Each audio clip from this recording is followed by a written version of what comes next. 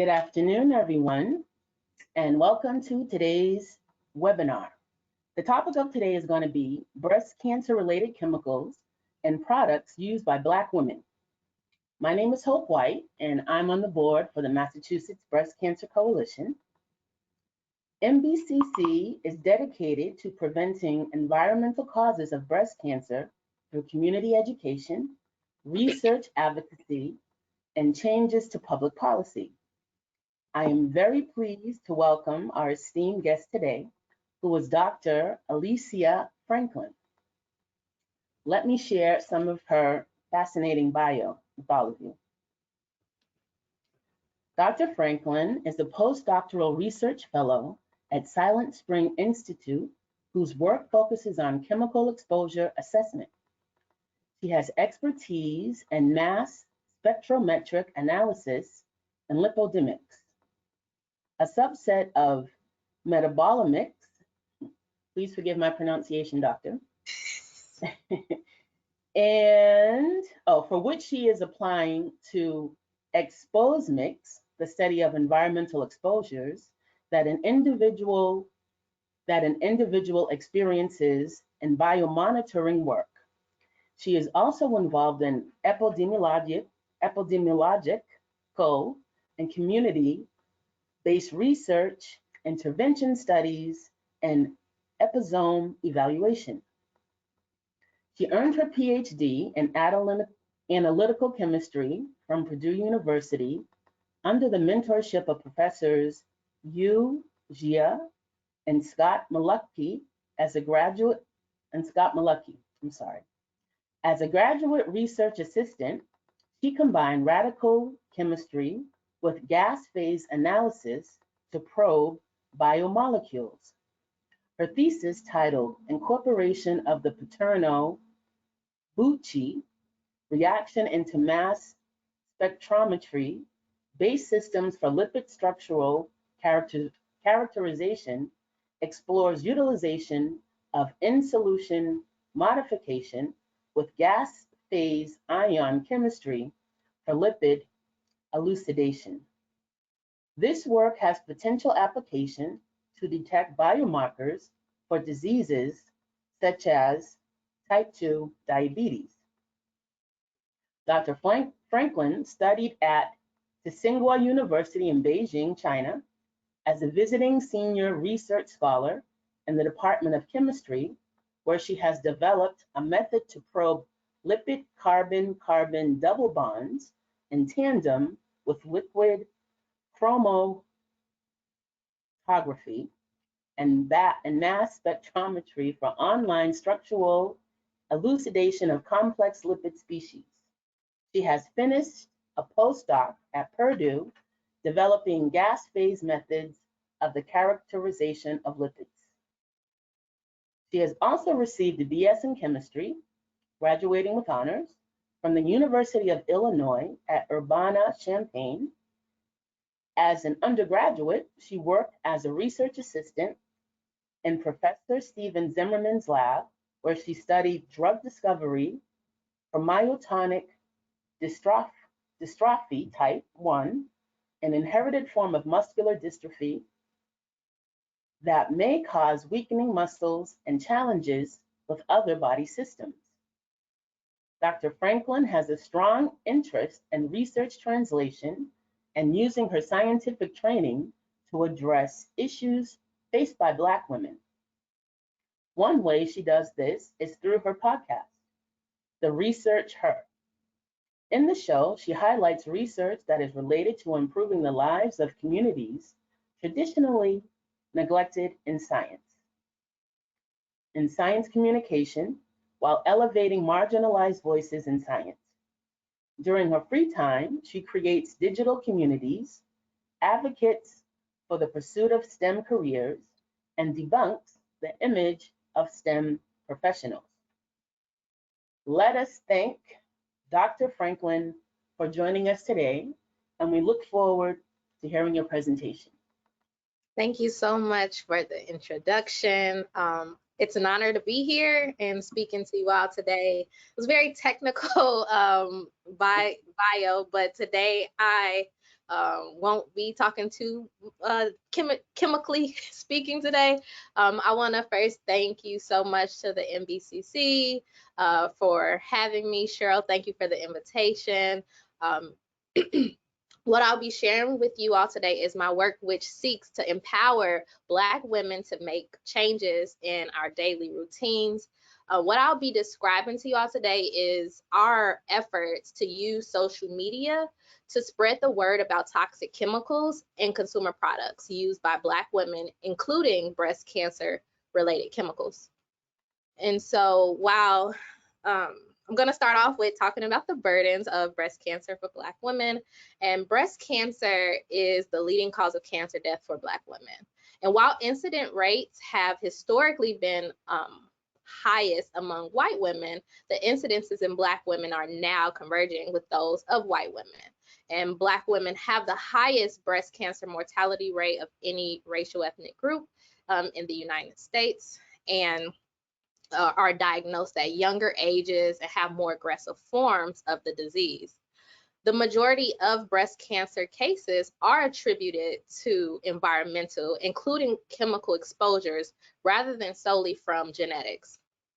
And there are many different chemicals of concern types, one type being endocrine disrupting chemicals. EDCs are chemicals that can influence the body's natural systems. They can mimic or interfere with the body's hormone system and have been linked to organ function issues. It may influence weight, energy, behavior, and can lead to major diseases such as breast cancer. So,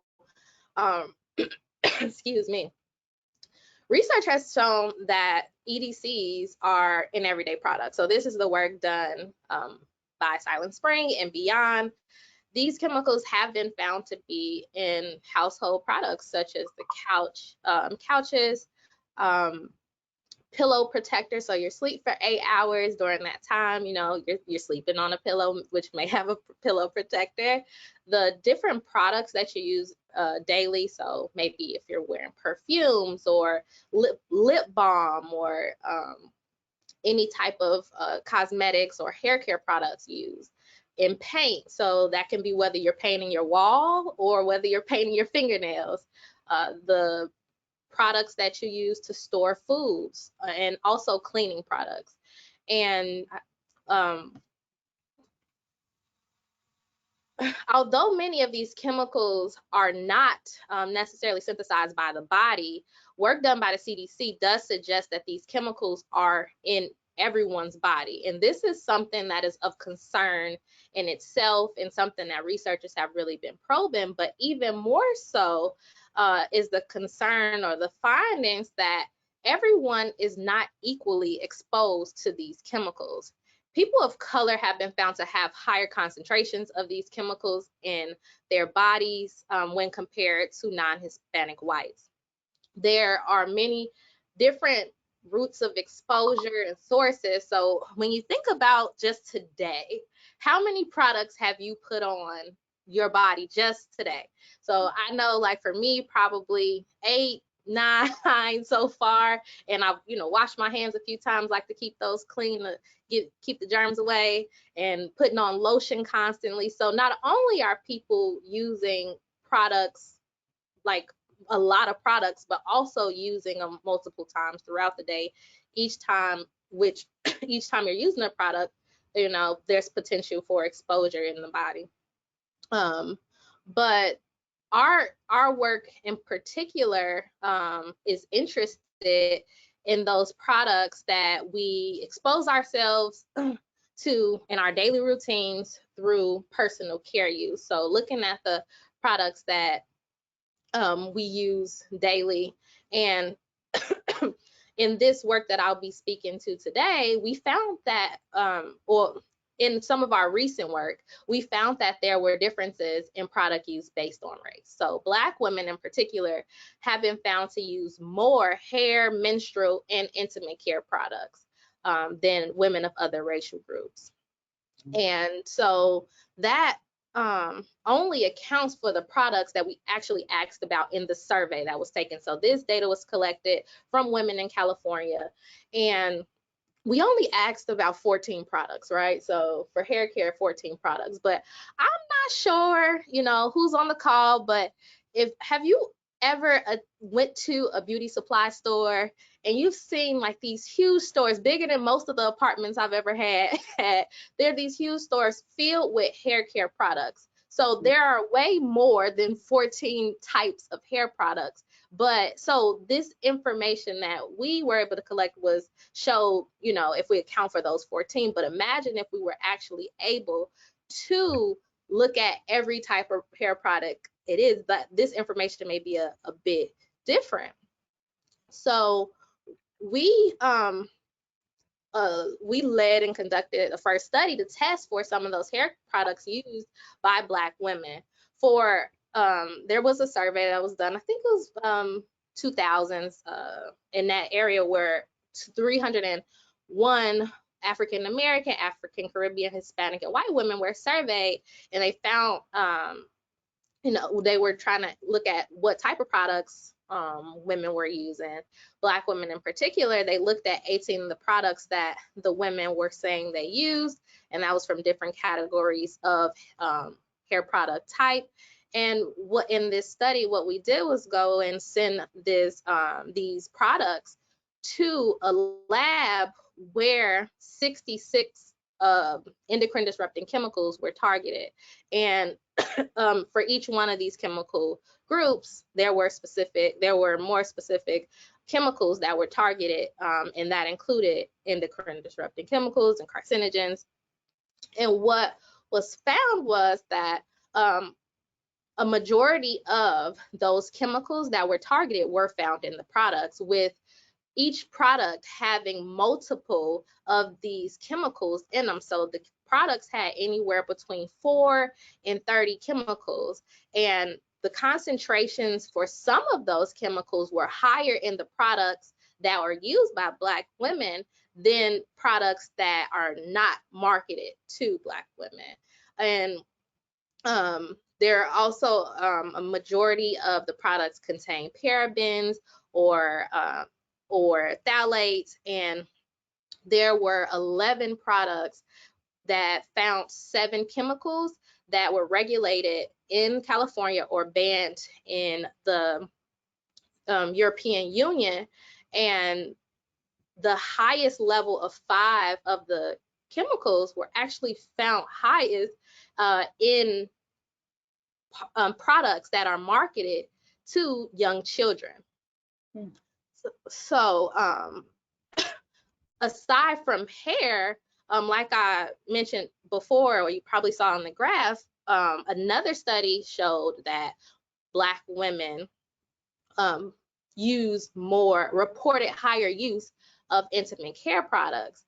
And also in this study, what they found was that Black women had higher concentration of phthalate metabolites in their urine, and this can play a role in that disparity in chemical exposure that I mentioned earlier. Now, intrinsically, you probably already know that beauty standards for women are completely unrealistic and are based on spray painted people and filtered images, and beauty standards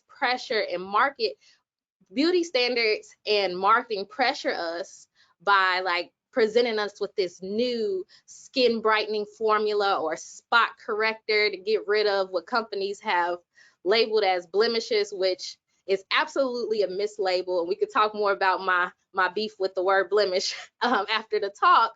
But this is just an example of beauty, like how beauty standards or marketing has made us believe we need to purchase certain products. But there is this theoretical framework which speaks to how social factors influence beauty product use. So the environmental injustice of beauty framework links systems of oppression such as racism or colorism, texturism as well. So if you don't know what texturism is, it's like the preference for straight or loosely curled hair over more coarse, tighter curled hair. And what this framework does is link those systems of oppression to racialized beauty practices, which leads to unequal chemical exposure from product use and thus adverse health outcomes. So as an example, Black women are presented with Eurocentric beauty standards starting at a young age, which leads us to use something like a chemical hair straightener or harsh intimate care products. And these are all products that have some active ingredients that may be EDCs or endocrine disrupting chemicals. And exposure to these chemicals in our products are associated with adverse health outcomes. Some of those outcomes which impact Black women at disproportionate rates. So Black women suffer more from hormone-related problems. Those problems include, but are not limited to, fibroids, infertility, preterm birth, early puberty, and higher mortality rates of breast cancer, like mentioned, and higher rates of endometrial cancer. So we need more interventions and related work to address these disparities, because racial disparities in mortality rates have grown significantly over the past 2 decades. In order to eliminate these disparities, we need to do more community-informed work that not only addresses modifiable risk factors and different health outcomes, but explicitly considers the systems of oppression that Black women face because of their intersectional social identities. And so at its core, Silent Spring Institute definitely understands the importance of community in pushing forth efforts. We were founded because the women in the MBCC came together and decided that there wasn't enough research being done that focused on breast cancer, and there needed to be more work to address the elevated rates of breast cancer on Cape Cod. And thus Silent Spring Institute, the research organization, was founded. But we also do, as a research organization, understand our limitations. And so in order to address the issues that I've mentioned earlier, we had to work with the organization with expertise in reaching Black women with evidence-based health information. And RSP, or the Resilient Sisterhood Project, was the perfect organization for us to work with. We had this long-standing relationship. So RSP, a little bit about them, is they are a grassroots nonprofit organization that seeks to empower Black women regarding diseases that impact the reproductive system. And they do this through a cultural and social justice lens. Excuse me, let me drink a little water, I'm suffering. Yeah. Okay. And they have mastered the art of bringing together Black women in their community and sharing information like what we were trying to share in person, but also on using the webinar format, such as this one. And so the project that we worked on together is what we call the Product Option and Women Engaged Research Project. And there we worked with RSP's community. So we brought on about 25 women to have a conversation where we really wanted to understand and discuss with them the products that they use, and really get at what considerations do they make when selecting personal care products. And what we asked of the participants of the community was to log their product use over the course of 3 days, and using an app called the Taking Stock app. And what we did was, after we got all of that information from the workshop, from the app use, we held 2 follow-up workshops where we shared summaries of the information that they shared with us. So we reported back to them a little bit, and also giving them recommendations on how to limit exposure to harmful chemicals in consumer products. And what I want to share now is a little bit about what we learned and how what we got from that first iteration of this project, which informed us for the second iteration of the project that I'll be talking about a little later. So here are some factors that contribute to the products that the women use.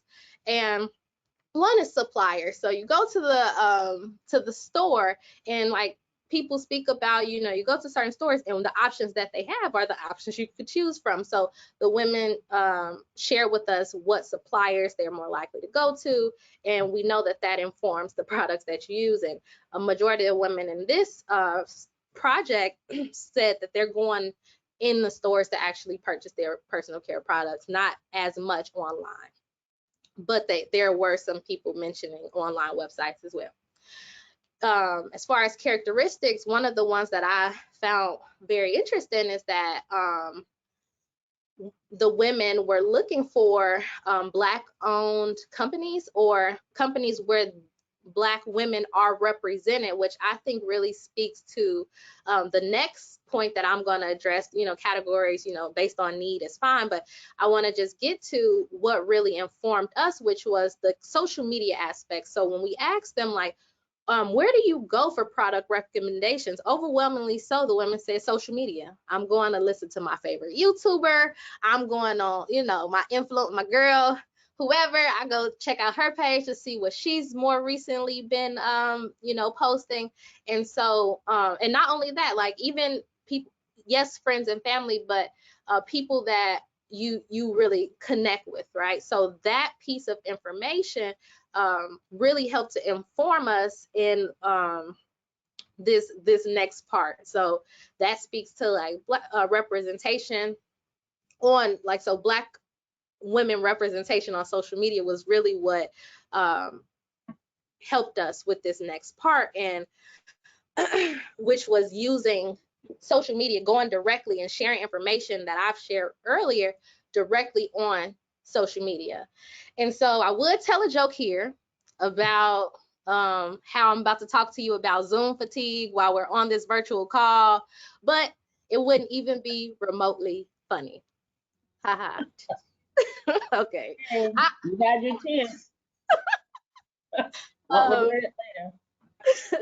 So yes, so notwithstanding Zoom fatigue, which is Zoom fatigue is like this over umbrella term and saying like pretty much people are over like constantly getting on virtual meetings, like especially this was something that was very prevalent at the beginning of the current pandemic, but social media use remains unaffected by Zoom fatigue, right? And in fact, social media use increased by over 60% from normal rates. And that really made it an attractive medium for us to share this content.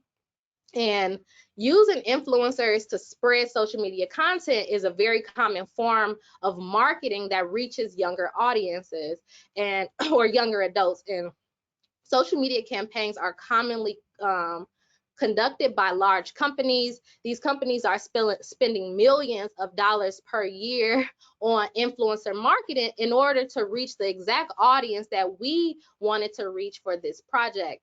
And these well-known companies sell personal care products that have these harmful chemicals in their formula and often showcase on the page of influencers, encouraging their audience to purchase some of these products. And what we were hoping to do with this project is to counteract some of that marketing that companies are doing by sharing information about chemical content to the consumers that are purchasing them. And social media has been shown to be able to create positive behavioral change. So caution around skin cancer behavior and increased intentions to get the flu vaccine have been achieved through influencer campaigns. So that really encouraged us that we may be onto something and taking this avenue of sharing information. And so also what I want you to consider is that influencers are actually leading these virtual communities. So the definition of community kind of goes beyond just where you are on the map, right? And it can happen in all types, in all sorts of spaces. And it's very apparent to at least me that virtual communities are more prevalent than ever. So what we wanted to do was put together this team of social media influence. So we identified over 50 content creators across multiple niches, and we pitched them group by group, little by little, and ended up pitching over 30 content creators to be a part of this power team. We overall ended up onboarding about 10 social media influencers. That's all we could afford with the grant, but that's okay. So we brought on 10 influencers, and the team was that we brought on were from, again, different niches such as fitness, beauty, science, and lifestyle. And it has been so exciting to watch the content being presented to us in so many different approaches. So this is the production team. Dr. Franklin, may I ask you a question? Yes. For the baby boomers and above, my age range, what makes one an influencer? How do you become an influencer, and what does that mean? Yeah, so one would say that an influencer is anyone who gets a certain level of engagement on their page. So there are micro influencers, there are macro influencers. So the number is like 10%, right? So let's just say you have 100 followers. If you're getting 10 likes on each post, 10 plus likes on each post, you are considered, as far as marketing is concerned, as an influencer if you're getting that amount of engagement. So we worked more on it would be considered like a micro influencer to like mid-level influencer. So we had people anywhere between 7,000 to 200,000 followers. Wow. Okay. So we had a nice range. We have a nice range. We're still in the middle of this project. Okay. Yeah. Yes. Yeah, so we had the influencers come on, or the content creators come on, and we asked them for 4 main deliverables. So the first was we wanted them to attend the workshop, and at this workshop we shared information, including what I shared earlier, but also went a little bit more detail, and we talked to them about chemical exposures through diets and gave suggestions on how to reduce exposure. We described in detail about what to expect from the campaign. We asked them to create 1 to 2 pieces of content for social media, and that just was more about 1 or 2, just depending on their negotiation. Some people just wanted to negotiate their contract and say, hey, I just want to post 1.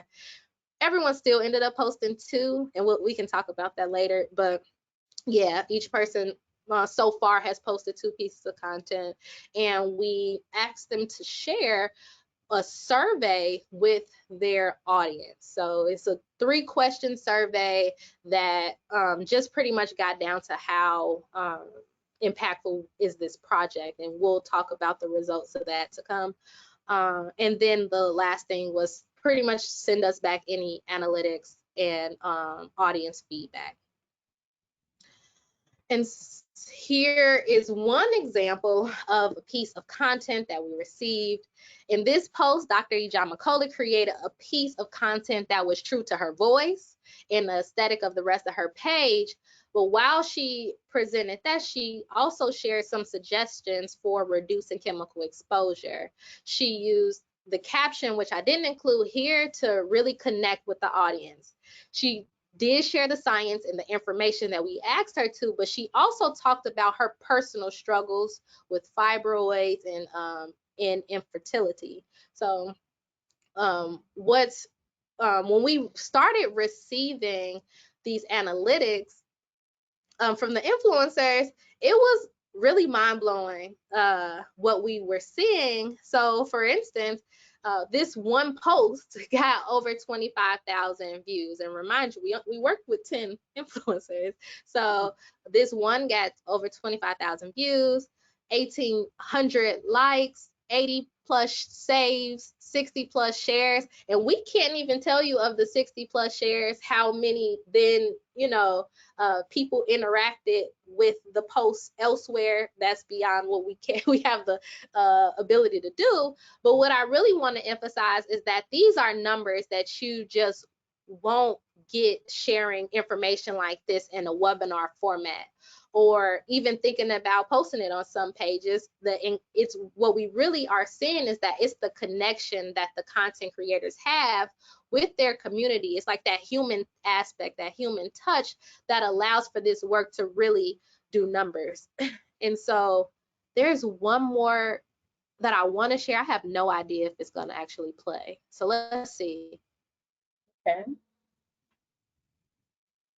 Ladies, when was the last time you read the label while out shopping for your hair, skin, and feminine hygiene products?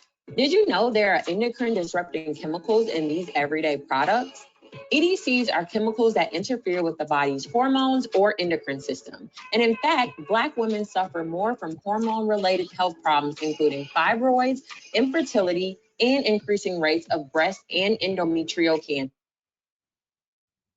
Oh, well, it ended early. That wasn't the whole video, but I guess it doesn't want to share. But you get the gist. What I really liked about this post is that I feel it was really thought out, and it was executed in a way that took into account our organizations in a way. So what I mean by that is I really think that Silent Spring or RSP could post this on our social media or on our website, and it wouldn't seem out of place. So what I really wanted to show you all is that people took, the influencers took such different approaches to sharing the content. And this is something that we wouldn't have been able to do without them, pretty much, because, you know, we're limited in our creativity. We do know our limitations. So there was a wide range again of content that was created, and we did have a lot of challenges. I'm not going to go too in detail. I'm very much open to answer, like, if anyone is wondering what they are, sharing that after.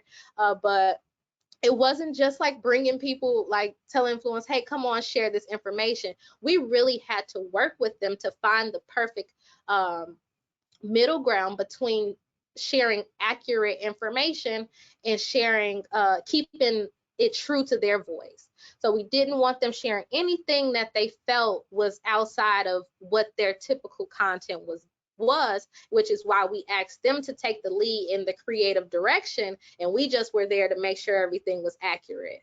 And I'm gonna also share a little bit about this is very preliminary information about the feedback that we got from their audiences. So again, this is only based on 38 survey participants. What we found was over 80% said that the post that they saw increased their concern about how chemicals in the products impact their health. And what I really think is interesting is that over 90% of the survey takers say that they had heard about chemicals in products affecting their health, but more than 50% of them were not already, at least in part, avoiding chemicals of health concern, but say that upon seeing this post, they do want to start avoiding chemicals. And the feedback too was really encouraging and reinforced to us that the work that we were doing is needed. And the comment sections were filled with people who felt related to and who wanted to learn more on how to be more aware of these chemicals as a way to, you know, be more health conscious in a way. And the audiences also acknowledged that, yes, I do know this information, but seeing the content creator share this encouraged and pushed me to take that action. And there were people who mentioned that they already do avoid certain chemicals in their routine, but there is still so much that they want to and need to learn that they they weren't aware of. So all this is to say, which is one of my favorite sayings, as my mom says, all this is to say that this project may help with creating positive behaviors that can lead to reduced risk of different health challenges. Absolutely. Yes. And so in this work, we put a lot of emphasis on personal impact.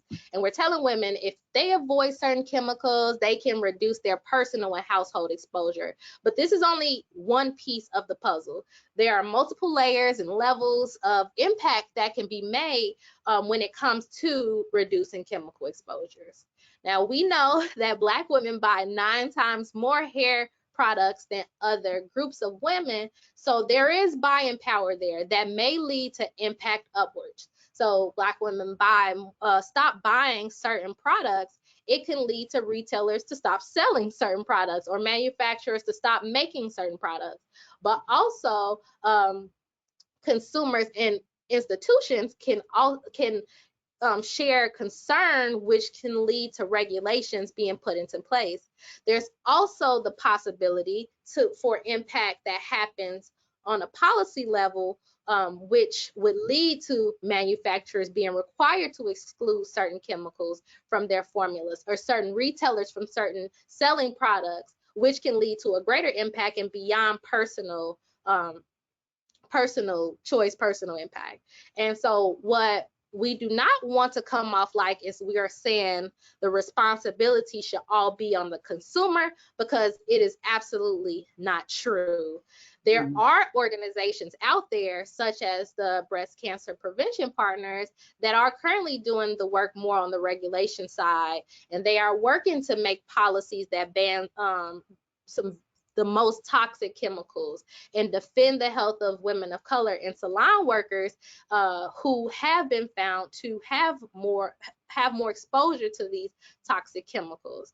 They're looking to require more transparency from companies so that you know the in the supply chain and with the customer. So yes, all of the work should not be on the customer or should not be on the consumer, but until there are policies that are in place, educating and informing our community is essential. So as I close out this presentation, I want to take the time out to show love to my great grandmother, Eva Robinson, who was, well, from what I've been told, I didn't get the chance to meet her. She was the best hairstylist, like, you know, hands down. She had the women all over Chicago coming to see her, and I heard she was slaying the girls with the hot comb back in the day. She was diagnosed with breast cancer and in the 80s passed away at age 58. And you know, I didn't get the chance to meet her, but 3 generations later, her legacy lives on through me. And then I also want to just put this random photo of my aunt. Hi, Auntie. She's in the audience, but she called me this morning not only to wish me luck, but also to let me know that she'll be switching away from plastic water bottles to stainless steel. So I'm so proud of you, Auntie, and I love you. And thank you for coming to the talk and always helping me to be a better person. That being said, thank you all so much for listening. And I want to again thank the MBCC for having me. Again, Cheryl, thank you for the invitation. I'm grateful to Turi for funding this work. And if you want more information about Silent Springs work or RSP, our websites are shown here. So check it out. And with that being said, I'm ready for any questions from the audience or anyone. Well, I first have to say what a beautiful and informative presentation. As a Black woman, I know about chemicals and I've been trying to wean myself off of certain things. And it's a process and it does require research and looking up things and, like you said, reading labels. But again, we can't put all of the ownership on us. If we stay away from certain things, manufacturers won't make them because they're not making any money. So hearing it from both sides, that's important. But this was excellent. This was excellent. Let us see if there's any questions for you.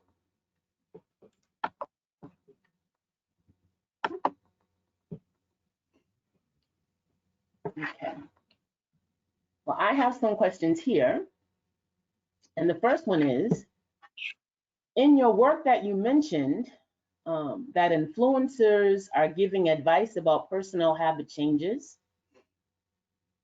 Are you sharing about the need for change at an organizational and regulation level? Yes. I guess like going back to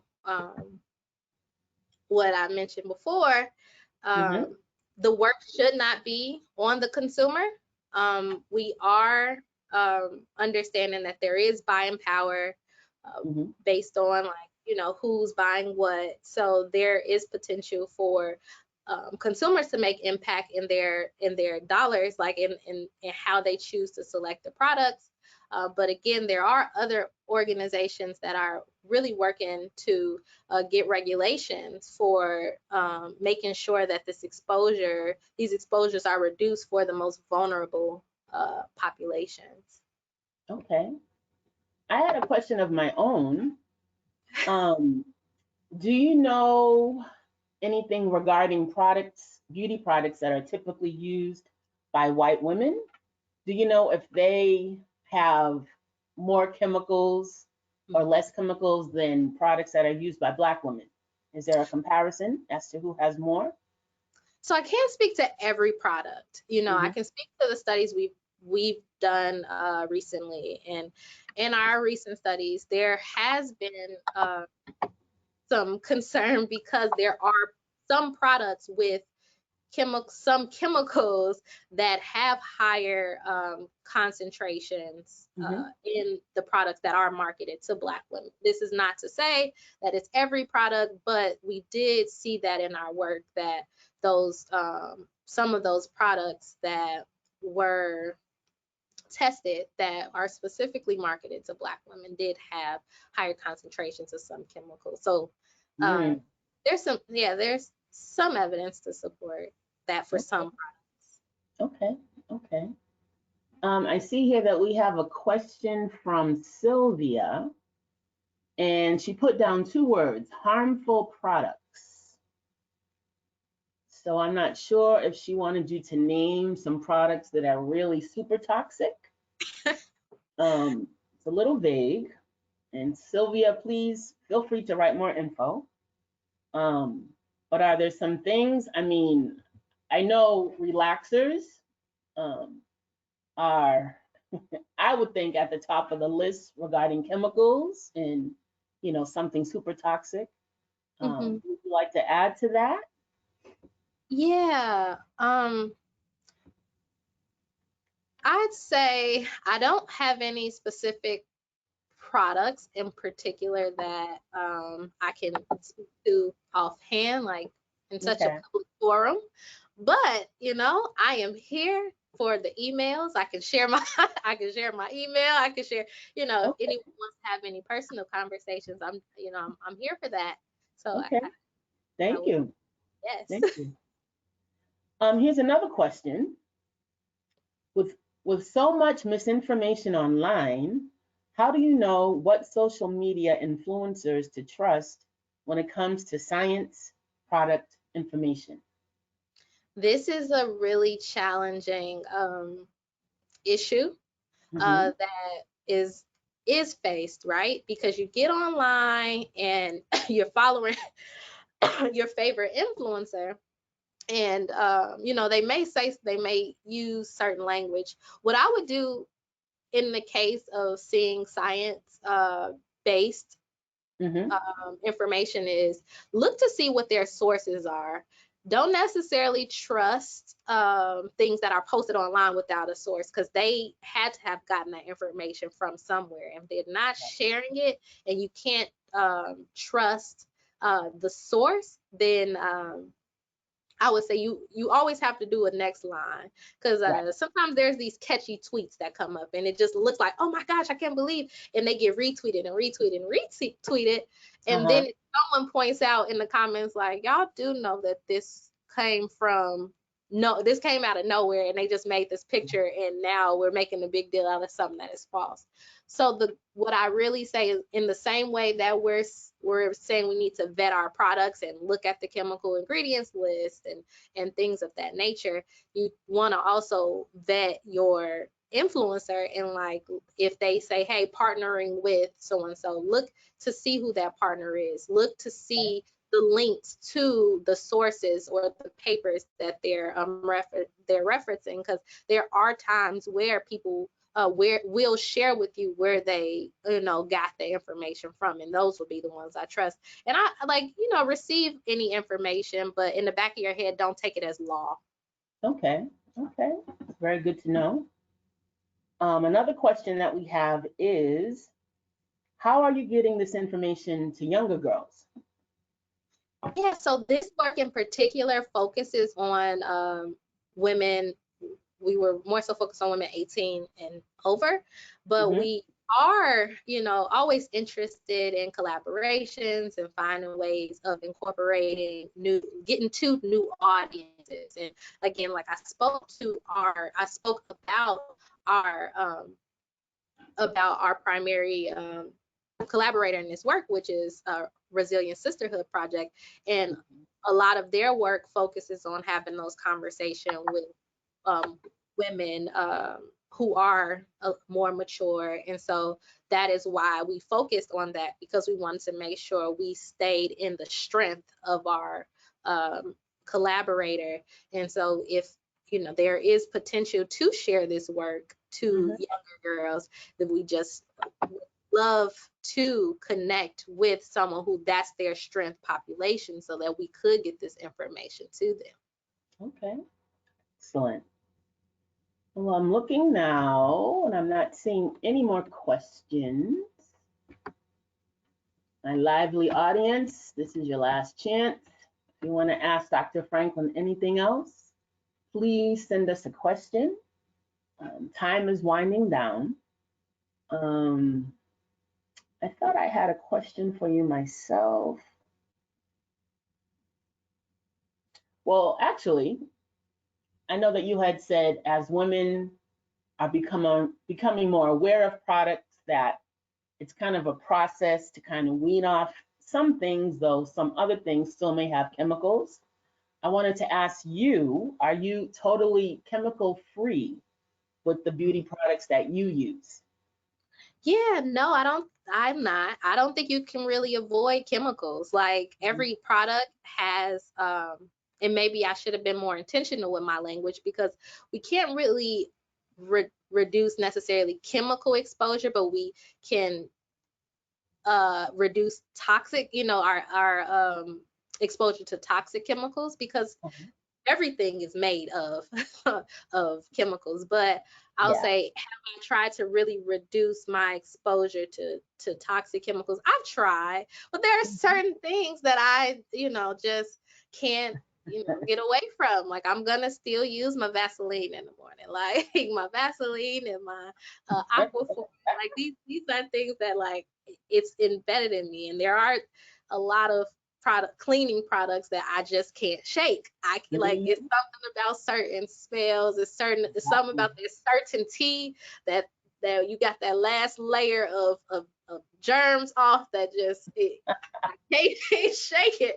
So I've definitely tried to reduce, but there are some things that they got a strong hold on me. I hear you, and I feel the same way. We're doing the best we can, but I can't do cold turkey. I just can't. I'm not looking to be perfect, just better. That's right. Amen to that. Well, Dr. Franklin, will you share the name of your podcast and where folks can find it? Yes. So my podcast is the Research Her Podcast, and you can find it on all podcast platforms. Also, go to theresearcher.com and check us out there. Okay. Another question just came in, so we're not done quite yet. Okay. What are the best ways to reduce our chemical exposure? Okay. So really it's about being aware first. So you have to be more, like, first educate yourself on, like, what, where can you start? And so I'd say, think about what products are you coming in contact with on the most regular? And is that a potential place to begin reducing your exposure to toxic chemicals? So for instance, something that is really simple would be your hand soap.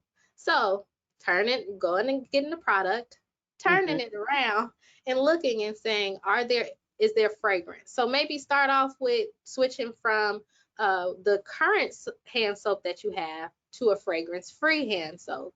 Also think about the products you have in your home. So another thing would be a household product that you don't necessarily think about, but you could there's potential to switch there, would be a shower curtain. So a lot of the shower curtains we just up and buy, they're made of vinyl. And so you may want to switch from vinyl to maybe a cloth or a nylon or something like that. Shower curtain. Okay. You can think about, just start very simple, like, and don't try to change everything all at once, because when you get information like what we provided to the women, which was very detailed, it can almost feel like just throw the whole house away and I'm gonna just start over, like, but right. And so, but that's not the goal. The goal is to just inform, and then you can slowly start making those transitions out. So the most important thing is reading the label. Maybe it's easiest to avoid fragrance, parabens.